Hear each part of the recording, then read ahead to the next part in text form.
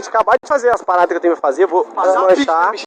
Vou pintar ela todinha de azulzinha, novinha, vou colocar 5 cadeiras, 3 guarda-sola pra fumar narguilha aqui, ó. É mesmo. Rapaz, legal, tipo, você pintar de azul, colocasse umas cadeirinhas aqui e nós fumássemos narguilha. mas eu tive a mesma ideia.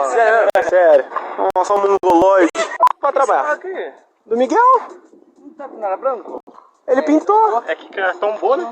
Como é bonito, né?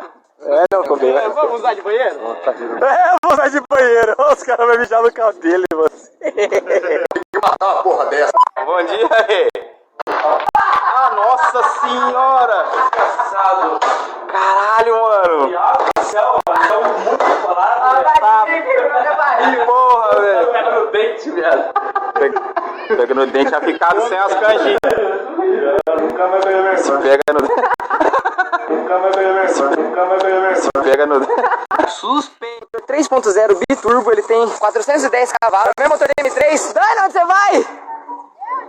Depois quer dar uma voltinha no carro? Então tá bom, então vai lá. Tá, vou esperar. Quem você vai visitar a minha irmã?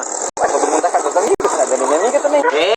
Se afasta pra lá, Renan Boi Velho nojento. Daí nós vai sair nós 3, eu, o Thiago, pega Gui. mais 2 e volta. Aí depois eu volto, pego mais 2, tipo, eu pego um pouquinho, a Dani, ela vai também, que ela quer dar uma voltinha mais tarde, Você também pega a Dani, então? Não, pra dar uma volta, cara. É isso que eu tô falando, é? Você tá louco, safado?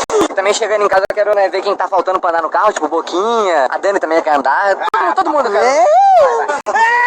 Você vou te dar outro presente, que é mais importante que fugir de história. Olha lá pro Léo. Isso! Dani do céu! Ai, eu gostei, nossa. Vai direto. Safado. Ó, acelera até lá em cima e tira o pé. Aqui, ó, o Danã aqui, ó. O Danã é isso aqui, ó.